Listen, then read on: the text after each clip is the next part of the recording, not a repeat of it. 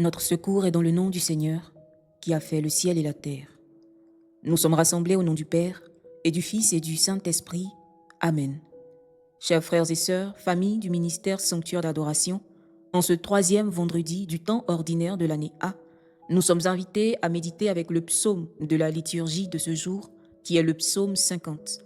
Je t'invite donc à mentionner dans les commentaires le pays depuis lequel tu es connecté, à partager le lien de cette prière à quelqu'un et surtout, n'oublie pas de t'abonner à notre chaîne pour ne rien rater de notre contenu. Seigneur Dieu, Père de miséricorde, en ce moment où nous nous mettons à l'écoute de ta parole, ouvre nos cœurs à la lumière de ton esprit. Donne-nous l'humilité de reconnaître notre péché et la confiance de croire en ton pardon. Que ta parole nous traverse, nous purifie et nous relève. Par Jésus, le Christ notre Seigneur. Amen. Psaume 50. Pitié, Seigneur, car nous avons péché. Pitié pour moi, mon Dieu, dans ton amour, selon ta grande miséricorde, efface mon péché. Lave-moi tout entier de ma faute, purifie-moi de mon offense. Oui, je connais mon péché, ma faute est toujours devant moi. Contre toi et toi seul j'ai péché, ce qui est mal à tes yeux, je l'ai fait. Ainsi, tu peux parler et montrer ta justice, être juge et montrer ta victoire. Moi, je suis né dans la faute, j'étais pécheur dès le sein de ma mère.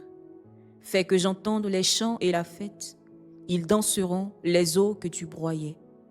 Détourne ta face de mes fautes, enlève tous mes péchés. Pitié, Seigneur, car nous avons péché. Frères et sœurs bien-aimés, le psaume 50 est le cri d'un cœur brisé. C'est la prière du roi David après sa chute. Je cite, « Pitié pour moi, mon Dieu, dans ton amour. Selon ta grande miséricorde, efface mon péché. » Nous connaissons bien le contexte de ce psaume. La première lecture nous montre David au sommet de sa puissance et pourtant au plus bas de son âme. Il convoite, il prend, il cache, et le péché entraîne le mensonge entraîne la mort. Saint Augustin commente en disant « David a péché, mais il n'a pas désespéré. » Voilà la différence entre le cœur qui se ferme et le cœur qui se laisse sauver. Le catéchisme de l'Église catholique au numéro 1440 nous rappelle que le péché est d'abord une offense faite à Dieu, une rupture de communion. Mais là où le péché abonde, frères et sœurs, la miséricorde surabonde. Oui, je connais mon péché, ma faute est toujours devant moi. Frères et sœurs, la vraie conversion commence là, non pas dans l'excuse, mais dans la vérité. Saint Jean Chrysostome disait « Reconnaître son péché, c'est déjà détruire sa force. » Le roi David ne dit pas « J'ai été faible ». Il dit et il reconnaît « J'ai péché contre toi ». Il revient à la source. Et c'est là que l'évangile d'aujourd'hui éclaire notre route. Le Seigneur Jésus parle d'une semence jetée en terre. Elle germe, elle grandit, on ne sait comment. La grâce agit ainsi. Dans le secret d'un cœur repentant, Dieu fait pousser une vie nouvelle. La graine semble fragile, comme la graine de moutarde, la plus petite de toutes, et pourtant elle devient un grand arbre. De même, une confession sincère, un acte d'humilité, une larme versée devant Dieu peuvent devenir le commencement d'une sainteté immense. Le catéchisme de l'Église catholique enseigne que le cœur contrit attire la miséricorde de Dieu. Le Seigneur ne méprise pas un cœur brisé et broyé. Frères et sœurs, peut-être que nous portons en nous des fautes anciennes. Peut-être avons-nous, comme David, laissé entrer le regard du désir, le calcul, l'orgueil. Mais le Seigneur ne nous enferme pas dans notre passé. Il attend notre cri sincère.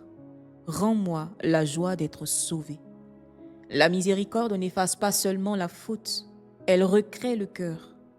Seigneur, crée en moi un cœur pur. Créez, C'est le verbe de la Genèse.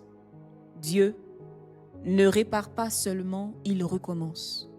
Alors aujourd'hui, ne fuyons pas la lumière. Laissons la semence de la parole tomber dans la terre de notre pauvreté. Laissons Dieu faire ce que nous ne savons pas faire nous-mêmes. Et croyons que du repentir peut naître la résurrection. Prions. Seigneur, Père très saint, tu as voulu que ton propre Fils soit la rançon de notre salut.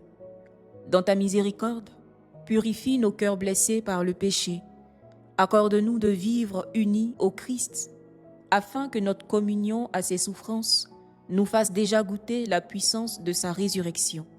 Que ton esprit fasse grandir en nous la semence de la grâce, et qu'un cœur renouvelé chante à jamais ta louange. Lui qui règne avec toi, dans l'unité du Saint-Esprit, pour les siècles des siècles. Amen. Cœur sacré de Jésus, ayez pitié de nous. Jésus, nous avons confiance en toi. Jésus, nous avons confiance en toi. Jésus, nous avons confiance et nous espérons en toi.